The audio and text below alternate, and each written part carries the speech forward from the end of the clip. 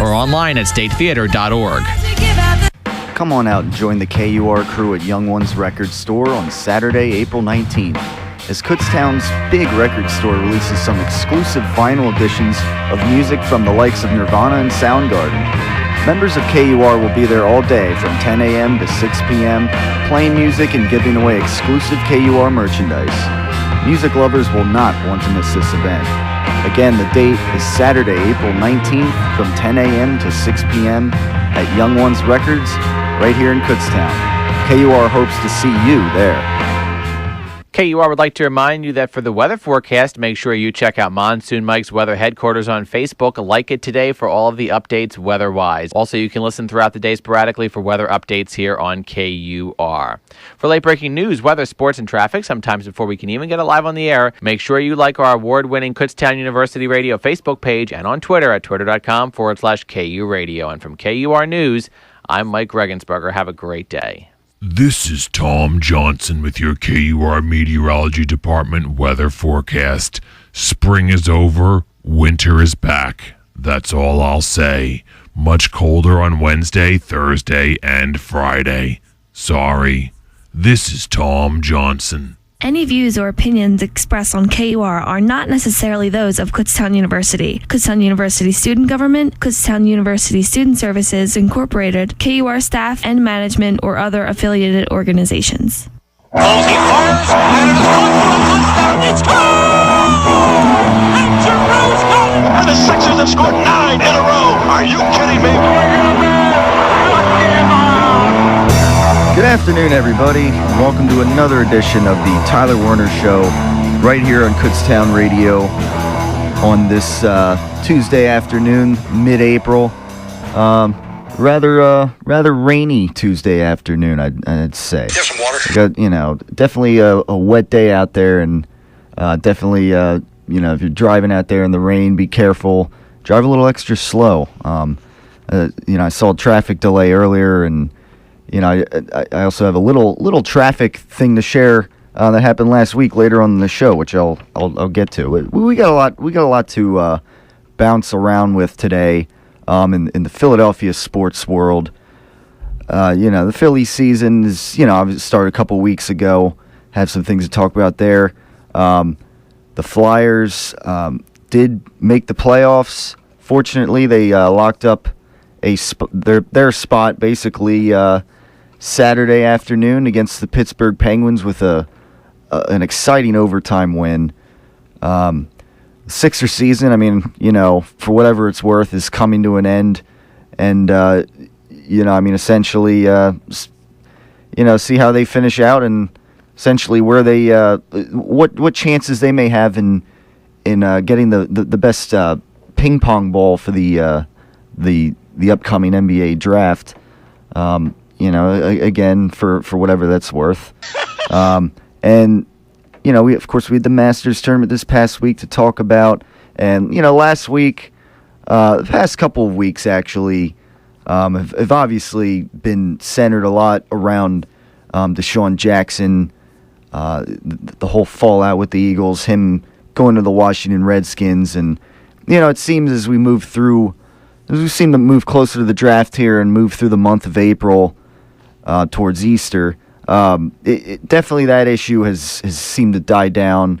As far as all the things coming out of the locker room and this and that, and we're looking towards the future with the Eagles now, certainly, and how the Eagles maybe address that void in the draft.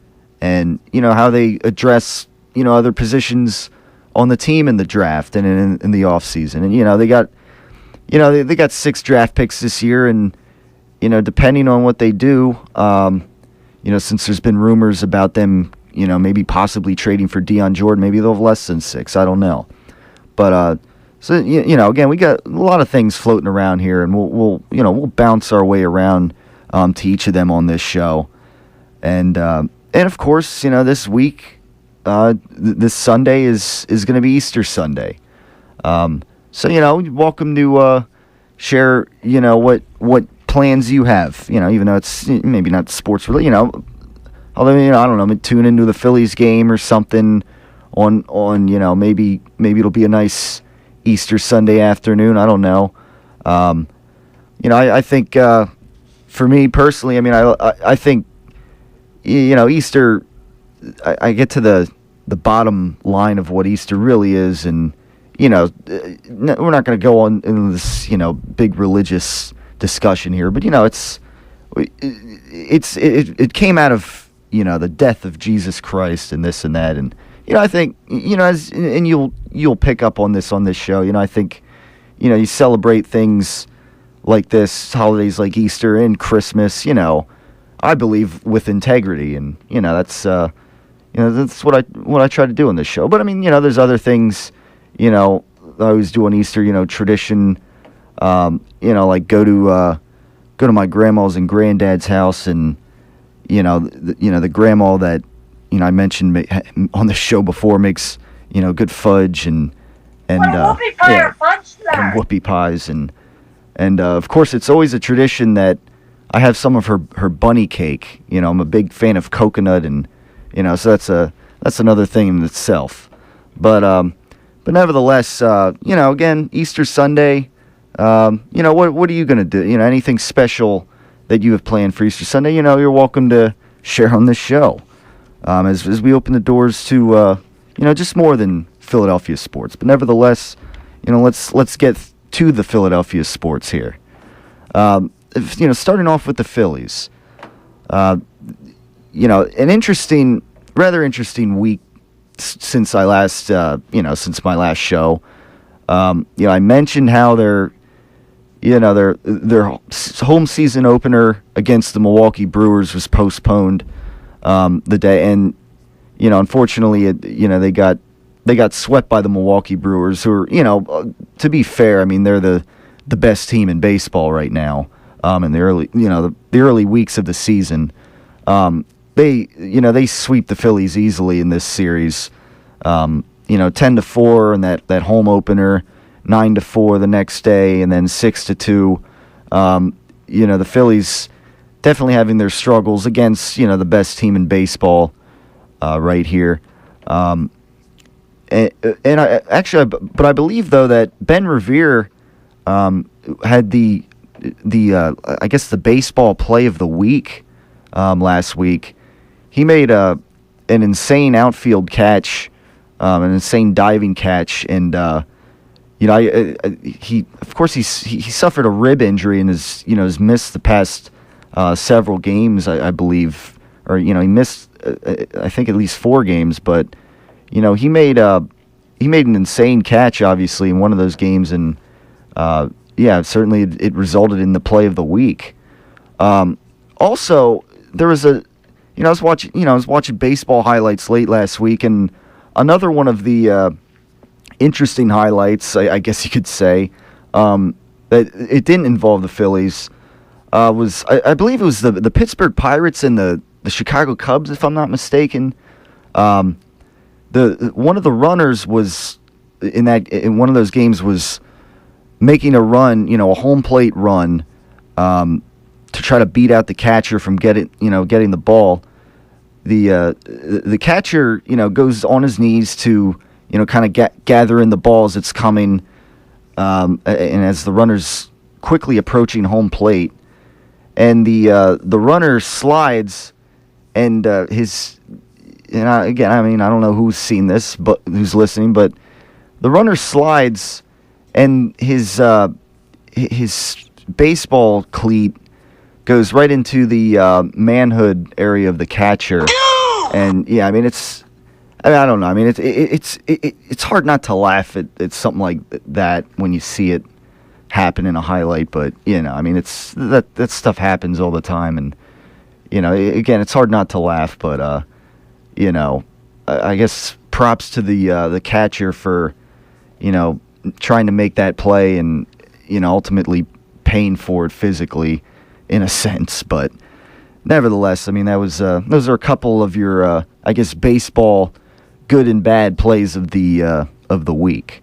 And getting back to the Phillies here, tough series against the best team in baseball, the Milwaukee Brewers. But, over the weekend, they made up some ground, I guess you could say, against the Florida Marlins, who, they're not such a great, division rival, but, they're a little below the Phillies. They gave them a couple of competitive games, certainly. 6-3 on Friday for the Phillies win. Then 5-4 on Saturday, Phillies win, and 4-3 on Sunday, the Phillies win.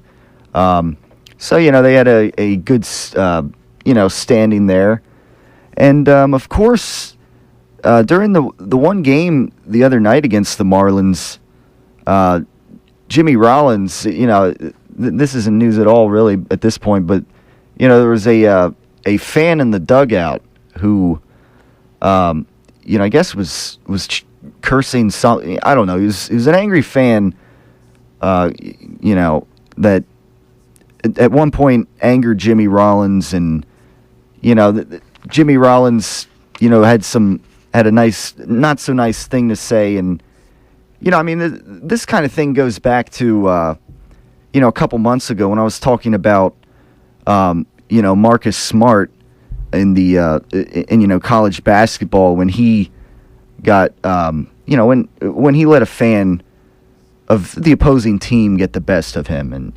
it's somehow I related him to Agent 86 of the Control Agency in Get Smart, the classic series. I don't, but nevertheless, but Jimmy Rollins in this case ends up hitting a home run that ultimately wins the Phillies the game, and I guess he looks back at the fan as he throws the bat, and guess knows it's a home run, and in a sense rubs it in his face. Ryan Sandberg said he was kind of encouraged about it. He was glad that Jimmy Rollins kind of made up for this this fan incident that was going on behind the dugout in that game for the Phillies. So I guess a bad situation, a bad fan turned into a win and a sweep of the Miami Marlins.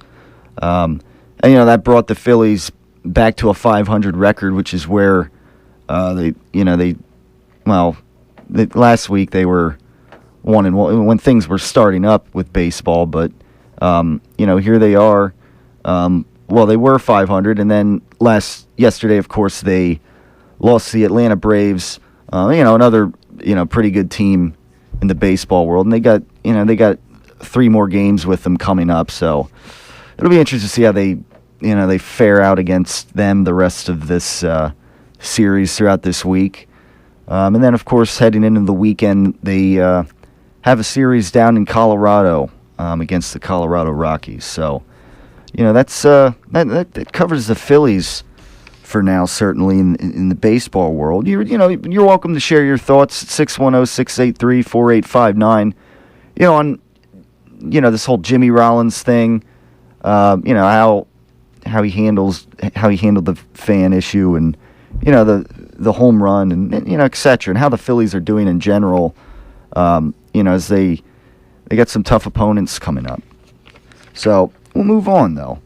Of course, I mentioned earlier the Flyers past week. They got a series coming up against the New York Rangers as they clinch their spot. But I want to talk before we'll get into that a little later in the show. But I want to talk about kind of a funny interview. It was really telling that I heard last week. For those who don't know, I listen to a lot of Philadelphia sports talk radio in my spare time, walking around the class or in the gym, listening to podcasts or whatever. And, my favorite listen, who's really got me into sports radio in the first place, Mike Missinelli. Brindy, how you doing, man? Yeah, he conducted an interesting interview on his show last week, mid last week, with Flyers player Zach Rinaldo, who, fourth line center. He, of course, last week he got suspended for a hit to the head. He hit someone in the head, and it ended up in ultimately a 4-game suspension, which were the rest of the regular season games that the Flyers had left on the schedule.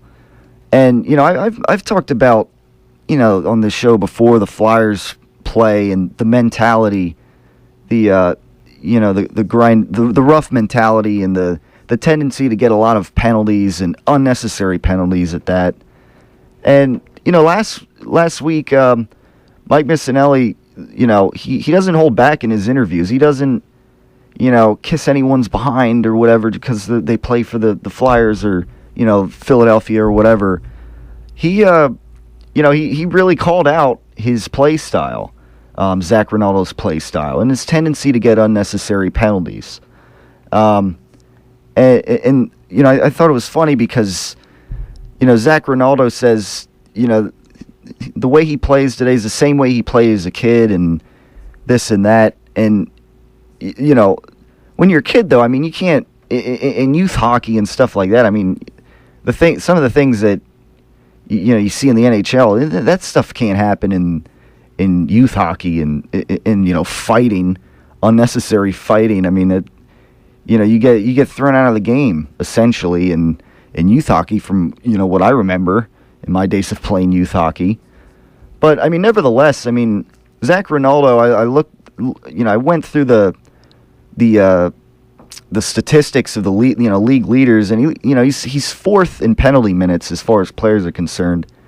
And Mike Missanelli, kind of called out how, I guess Zach Rinaldo, he tries to get other teams frustrated. He tries to egg them on and get, instigate them and get other players on the other team into trouble and get them in the penalty box, to give the Flyers a main advantage. But, I kind of look at this and, again, I look up the results and I see he's, the fourth highest penalty minutes guy in the league, and I'd say that theory that ideology is kind of backfired if you look at it that way.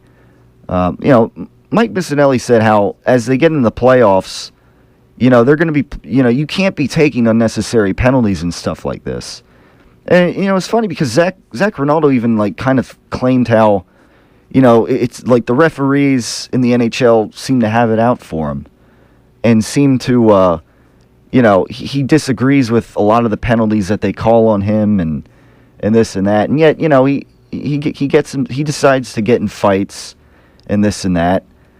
And, it's just kind of overall unnecessariness, if that's even a word. But, he traded shots with Zach Rinaldo essentially, and some of the responses that Zach Rinaldo was giving Mike Missanelli was, Mike Missanelli was having a hard time not laughing at some of his responses. I mean, at times, Zach Rinaldo kind of sounded like a kid, and again, I continue to say how skill players ultimately is what the game comes down to. It doesn't matter how many hits you deliver in a game. And, Mike Missanelli kind of echoes these thoughts in a way. When it comes to the Boston Bruins, a team who has, I believe I looked at the stat chart, and the Bruins have nobody in the top four. There's a top 40 list of players with penalty minutes.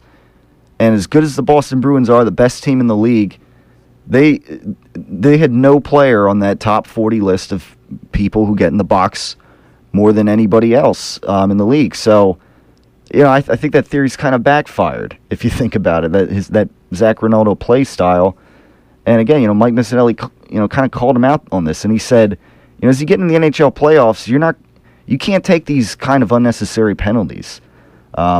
So you kind of watch out for that, and certainly when you're going to play some potentially really good disciplined teams, I mean, you can't get away with foolish penalties. So that's that. And I think it was also funny how that the next day they had as he was sending them off, he had a game, or the Flyers had a game against the Tampa Bay Lightning the next day, and Mike Missinelli said, "Good luck, against the Tampa Bay Lightning tomorrow. Even though you're suspended and not playing, So I mean, it's kind of a humorous send off there in that interview, and kind of telling in a way." So without further ado, we're going to go to the first break, 610-683-4859, or the discussion post on the Facebook page. You can always post thoughts on as usual, right here on the Tyler Werner Show on Kutztown Radio. It's Telescopic Topics, a look into the world above us. How you doing? This is James O'Brien, and I'm here to discuss liquids on Titan. Many scientists have suggested that the largest moon of Saturn, Titan, obtains liquids. Those scientists, however, did not have direct evidence to support their hypothesis until the year 1995, when Hubble and other observations showed that liquid methane was present on Titan. Later in 2004, the Cassini mission added more evidence to confirm the existence of liquid on Titan. Near the south pole of Titan, Ontario Lucas was discovered and confirmed to be a lake. The flyby mission also confirmed the lakes of Titan's north pole contain hydrocarbon. These lakes were the first stable bodies of surface liquid found someplace other than Earth. Thanks to the Cassini radar observation, it can be concluded that only 3% of Titan is covered by lakes. The density that describes Titan is roughly 60% rock and 40% water. It is said that Titan's ocean lies 100 kilometers below the surface. Lakes and rivers on Titan are said to be dried up at today's current time. However, further observations show that surface features of Titan that are fluid carved channels and rounded cobbles of ice which have had to be created through tumbling with other cobbles in a running river. All of this information and proof displays that Titan once did obtain liquid, but the question of its current attainment of liquid arises. There are images that display what could be lakes and rivers, but no hard evidence. Scientists have developed the VIMS instrument. VIMS tells us what the surface of Saturn's icy moon are made of, whether it's ice, crystalline, or amorphous, some carbon dioxide, or others. In conclusion, liquid outside of our planet is hard to find. With further study and observation of Titan, perhaps more and different liquids will be revealed. I'm James O'Brien. Thank you. Telescopic Topics, a look into the world above us. Stay tuned to KUR for more telescopic topics throughout the summer. And for more information, or to hear the segment again, click on the Telescopic Topics icon on the KUR website at www.kutztown.edu/KUR. Telescopic Topics is a production of the KU Physical Sciences Department and is recorded by the KU astronomy students in the studios of KUR. Thank you for listening, and we'll see you next time.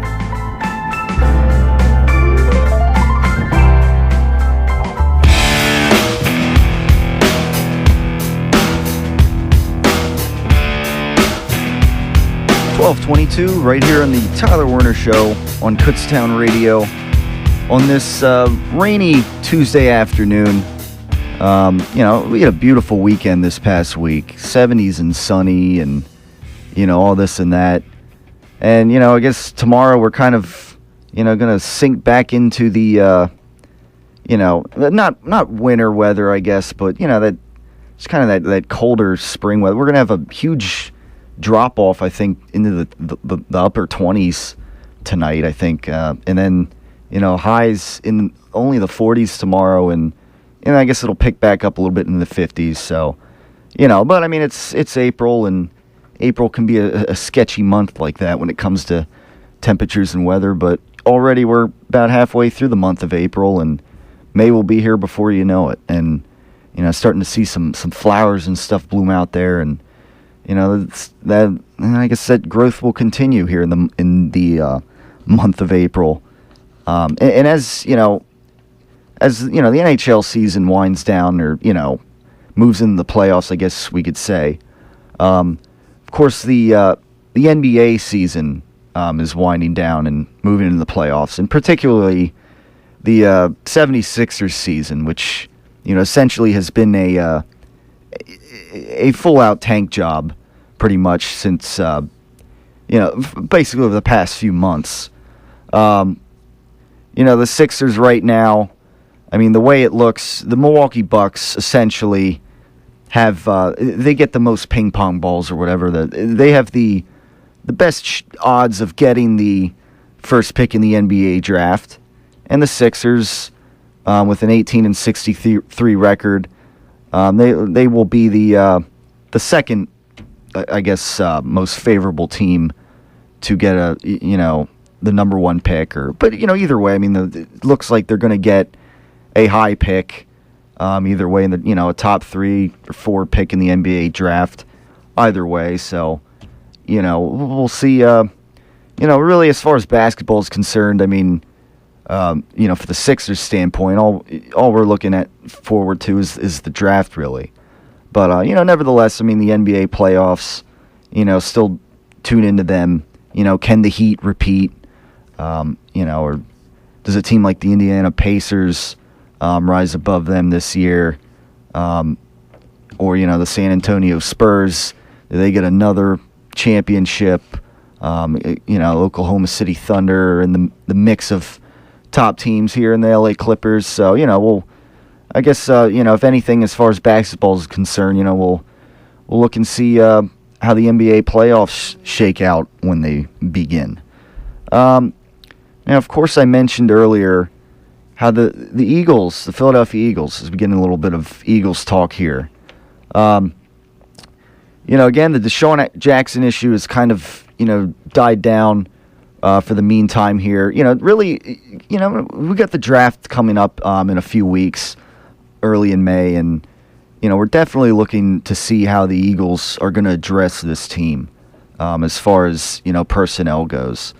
Because, we're looking early in the season, or, early in the offseason, and, when the entire offense was still intact, I think we as fans, the Eagles fan base in general, was thinking, okay, this is great. I mean, we basically got our offense, that's all intact. Basically just bring back the entire offense, and, of course, we got Darren Sproles, but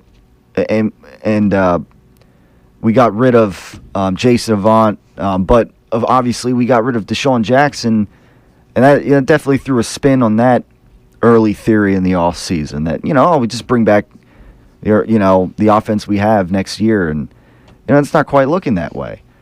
And then you're thinking we just got to get this defense better. They can't be giving up all these yards and this and that. Maybe improve the special teams a little bit. But heading into this off season for the Eagles, I think the general consensus is we're thinking defense, and how do they improve it? And thus far, I mean, in free agency, I mean, they got Malcolm Jenkins at the safety position. Curious.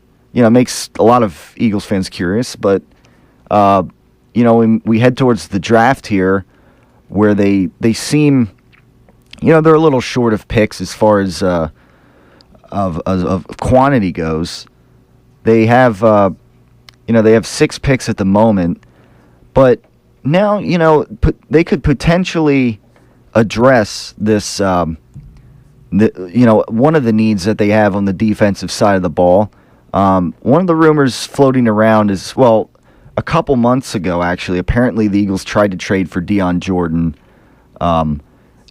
giving up linebacker Brandon Graham and the Eagles' second-round pick. That didn't happen, but late last week, I mean, there's been speculation that Miami Dolphins want to get rid of this third-round draft pick, Deion Jordan. And, of course, it was interesting because last year the Dolphins traded up in front of the Eagles had the 4th pick last year in the draft.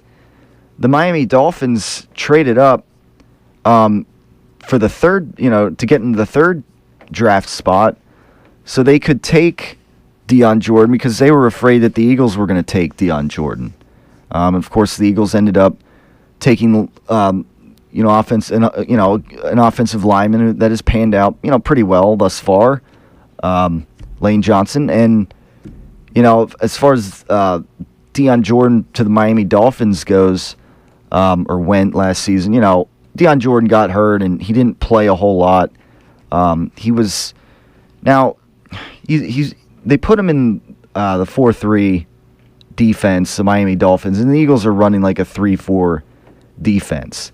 So many would suggest that Deion Jordan was maybe a little out of position in the 4-3 that the Dolphins ran, and again, I mean, he got hurt with his shoulder, but I mean, it's nothing that he can't bounce back from, I'm sure. And listen to some of the things Brian Baldinger had to say last week on the radio as well. A lot of guys, I mean, they have their biggest progression between their first and second season, and the same can be said for a lot of the players in the Eagles defense that they have right now in this this 3-4 defense that was a bit of a transition last season with a lot of young defensive talent. A lot of guys on the Eagles defense, I would hope, some of the linemen, the linebackers that are young will hopefully progress, pretty well and grow essentially. Which, despite not picking up a lot of, big name talent really at all on the defense, I mean, nevertheless, it should help overall. You're going to have several guys, linebackers and defensive ends and whatever that are going to, naturally progress and naturally improve the defense to a degree. And, again, I mean, Deion Jordan, what do you think? I mean, the Eagles, for as far as Deion Jordan is concerned, I mean, Chip Kelly saw him play at Oregon for a few years. And again, I mean, many people speculate that had, the Dolphins not traded up last year and took Deion Jordan at the third pick, many people speculate that the Eagles would have taken Deion Jordan. And, apparently now they're considering taking Deion Jordan, trading for him. But what exactly, did they give up? Did they give up a player? Some people say, would you give up your first round draft pick, at 22, trade that for Deion Jordan to the Dolphins? I mean, the Dolphins basically dismissing Deion Jordan by wanting to trade him potentially for a draft pick like that, or maybe a little more. I mean, the Eagles give up some Brandon Graham or somebody else on the defense, and a second round draft pick, a third round draft pick. I mean, I don't know. As far as the Eagles are concerned, though, I mean, because again, a lot of people have speculated that now they need a wide receiver because Deshaun Jackson's gone. And yet again, I mean, the theory with Chip Kelly is that, I can plug in whoever in this system and make it work. Talked about last week, he is a system-driven guy, and he believes a lot in what he's doing, and even without Deshaun Jackson, I mean, the offense can still be pretty dynamic and diverse if you factor in the tight end usage and you factor in the addition of Darren Sproles and obviously LaShawn McCoy. Bryce Brown, running back, it'll be interesting to see if, how he fits into all this. If they use him more as a straightforward, between the backs runner, he's definitely, he can be very fast, and, they don't use, they might as well not use him on outside runs, but maybe straight ahead running, I don't know. And Chris Polk, I mean, I've been interested in seeing him be used more as well. But I mean, again, they got four, running backs here, and it'll be interesting to see. They might have an odd man out as far when it comes down to the real regular season time. But again, I mean, how do they address wide receiver in the draft if they do at all? I mean, they could. It's a deep wide receiver draft. They still might be able to get a good enough talent, I guess, that Chip Kelly can use. in the second or third round as far as wide receiver is concerned. He's been definitely looking around at pro days and Mike Evans, who is definitely a highly sought for wide receiver in this year's draft. Is apparently a guy that Chip Kelly has definitely been looking at. Although you're not going to get him in the second and third round, and at 22 in the draft, in the first round, you probably won't even be able to get. So it'll be interesting to see how if the Eagles do even address this, as far as getting a wide receiver in the draft goes, and who, if they do still target Dion Jordan to get a good pass rusher. I mean, he's got a 7-foot reach, and again, I mean, last year he was touted as a guy that, if the Eagles had him on the roster, he'd be a defensive player that opposing offenses would have to game plan for. And if Chip Kelly thinks that Dion Jordan can be what this insane pass rusher, then in the 3-4, then maybe they do make a move for him. I don't know. What are your thoughts out there as far as listeners are concerned? What would you give up for Dion Jordan if the Eagles do target him? Or I mean, are you skeptical because the Miami Dolphins, after taking him in the 3rd pick overall last year, are already looking to get rid of him? Or would you believe in Chip Kelly? Having seen him play at Oregon for a few years, do you think that Chip Kelly would see Dion Jordan in another light? 610-683-4859. That is the number to get in. As far as Eagles issues go, that's pretty much what's going on right now.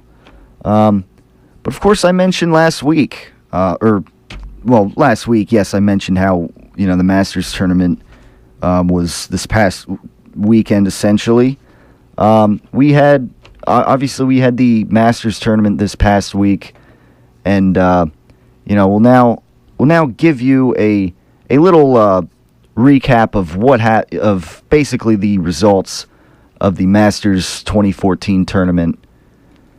Basically, this was a pretty convincing win, I guess you could say, for Bubba Watson, who is now has his 2nd green jacket from the Masters tournament in 3 years. It was interesting how 2 years ago they showed him when he won the Masters, and he showed him with his newborn boy at the time, and here 2 years later he wins, and they show his boy, kind of walking around on the last green of the course. So, kind of a nice little moment there. Bubba Watson getting his 2nd green jacket in 2 years. Now you had a tie for 2nd place essentially with Jonas Blixt at 5 under and Jordan Spieth at 5 under. And a lot of people, Jordan Spieth, this guy is a newcomer. He's only 20 years old, and he had quite an impressive standing at the Masters. His first match at a -5, tied for 2nd. So, yeah, Jordan Spieth looking impressive. Good young golf talent, perhaps. And Phil Mickelson was not a part of this. He did not finish out the tournament, and he had a bit of an injury, and of course Tiger Woods was not a part of this tournament, of course, due to his ongoing back issues that he's had, and I guess surgery to remove what has been bothering him in his back. The ratings were down for this year's Masters golf tournament. Partly, I guess, due to the lack of Tiger Woods and to a lesser extent lack of Phil Mickelson down the stretch. A lot of again, it goes back to the theory that a lot of people who don't really care about the sport of golf itself, the art of the sport, they want to see Tiger Woods out there. They're intrigued by his, I guess perhaps trying to redeem himself, after what went on several years ago in his personal life. And, they want to see him win another Master. They want to see intrigue and story. And, they basically dismiss the sport of golf for a big tournament like the Masters tournament of golf because there's no Tiger Woods in it. And from my perspective, I think that's a shame. I didn't particularly get into watching golf in general just because of one guy, because there's one guy that is after several years of not winning a major tournament is still trying to redeem himself and win another major tournament. If you want like just plain old story or whatever and intrigue in your golf, I don't know. Go watch Caddyshack or Happy Gilmore with Shooter McGavin and of course Adam Sandler. That's that. Bubba Watson, second green jacket at the Masters tournament. A convincing win by with -8, 3 strokes better than the tie of Jordan Spieth and Jonas Blix. 610-683-4859. That is the number to get in. We're heading to the next break right here on the Tyler Werner Show on Kutztown Radio. Come on out and join the KUR crew at Young Ones Record Store on Saturday, April 19th.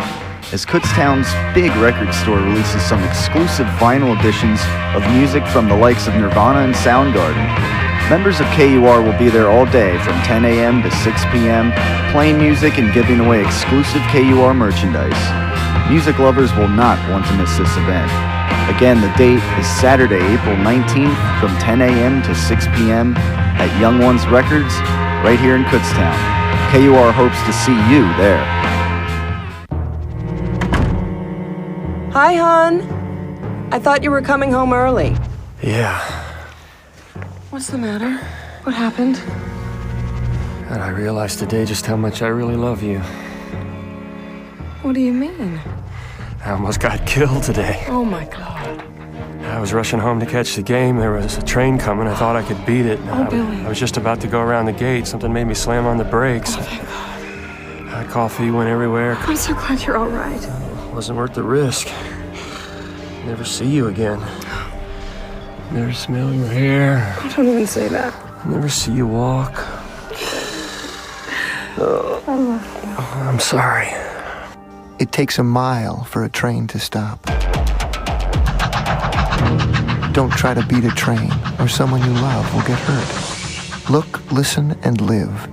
This message brought to you by Operation Lifesaver and this station.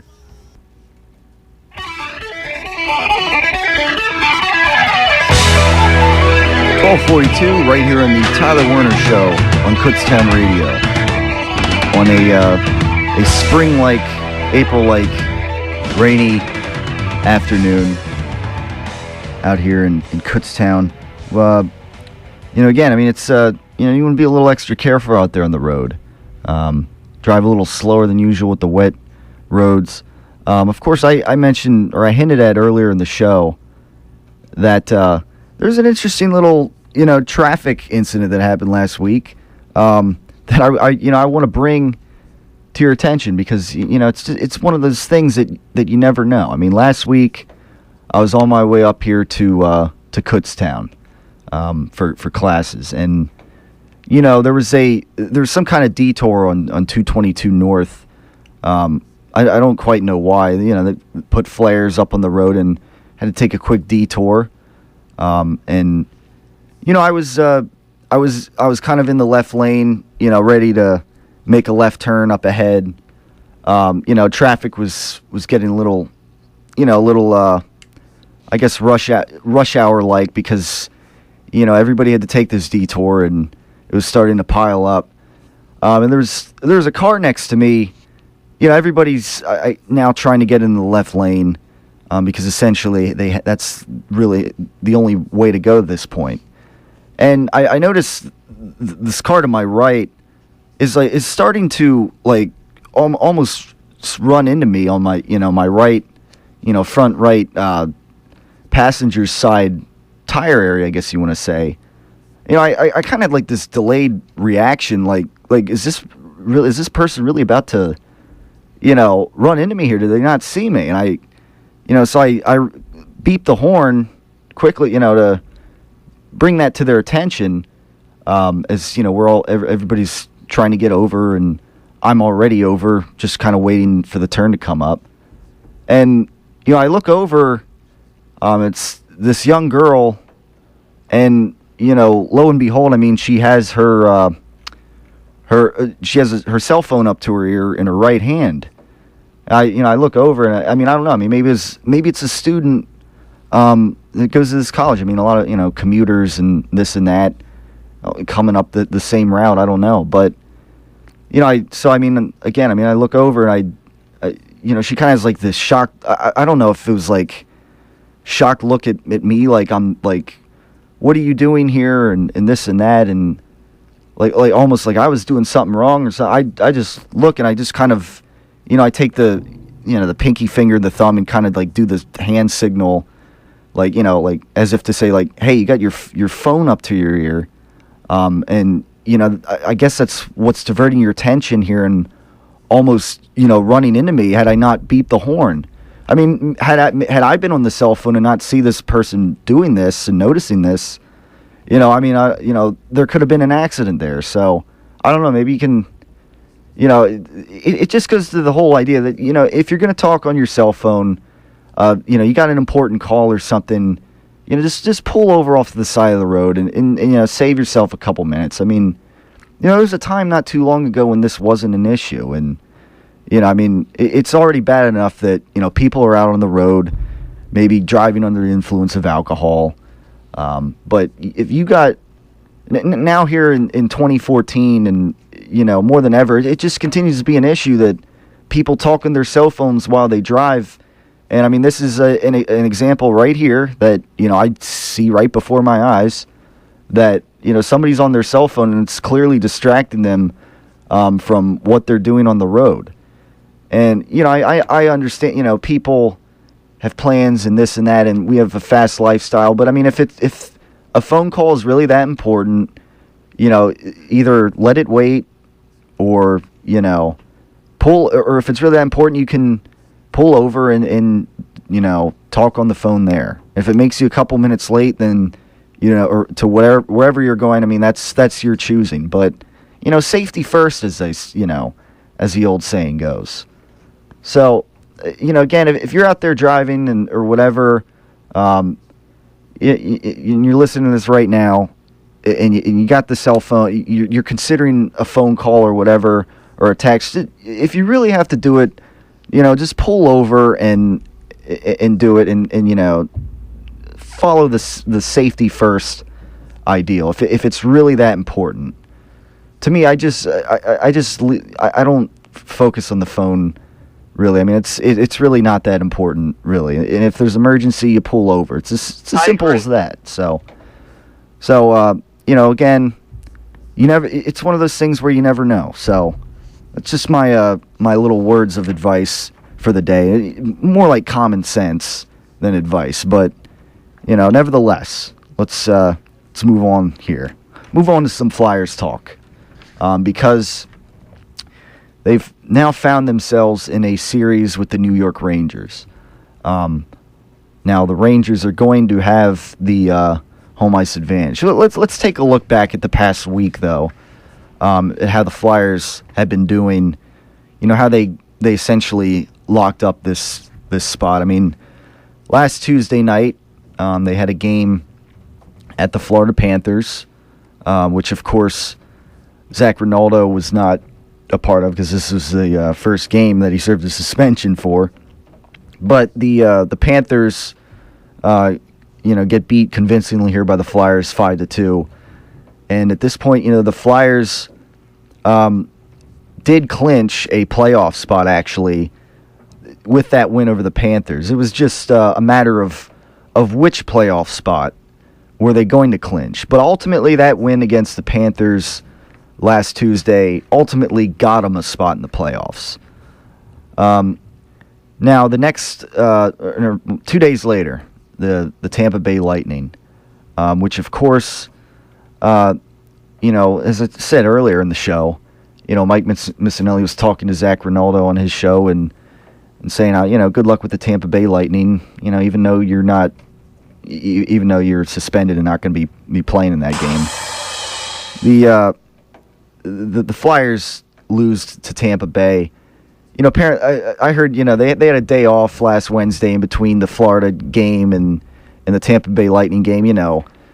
Two teams that play pretty close to each other. 2 away games for the Flyers.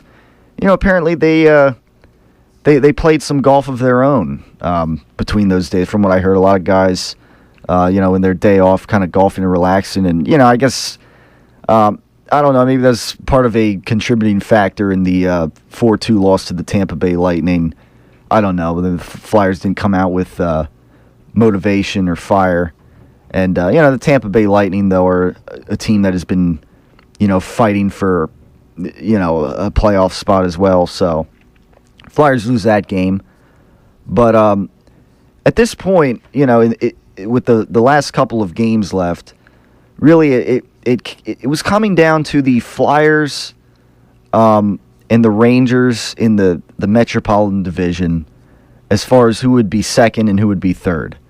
Or, if the Flyers lost out, the Flyers could have found themselves in a wild card spot and would have, right off the bat, probably would have had to play the Boston Bruins or potentially the Pittsburgh Penguins, which again, seems to be a matchup issue, despite the Penguins being the second place team in the Eastern Conference and the clear head of the Metropolitan Division. But nevertheless, at this point it was coming down to that. Would the Flyers be the second place team in the Metropolitan Division and have home ice advantage over the Rangers? Would they end up with third place in the Metropolitan Division and take on the Rangers, but have to suffer to the home ice advantage that the Rangers would have? Or would the Flyers end up in a wild card spot against the Boston Bruins, which I would think would be a pretty one-sided affair in favor of the Boston Bruins, which is kind of shown throughout the course of the season when the Flyers have had to play the Bruins. Or again, would they have ended up playing the Boston Bruins or the Pittsburgh Penguins, which they seem to have favor over, more often than not. And, the funny thing was then that Saturday, the Flyers had to play at the Pittsburgh Penguins. Again, after, last month, the Flyers had quite a weekend, back-to-back days against the Pittsburgh Penguins, beating them twice. And, this Flyers-Penguins game to, be their last this season, unless they end up facing the playoffs. This game would, live up to the hype that, most Flyers-Penguins games do, as they always seem to.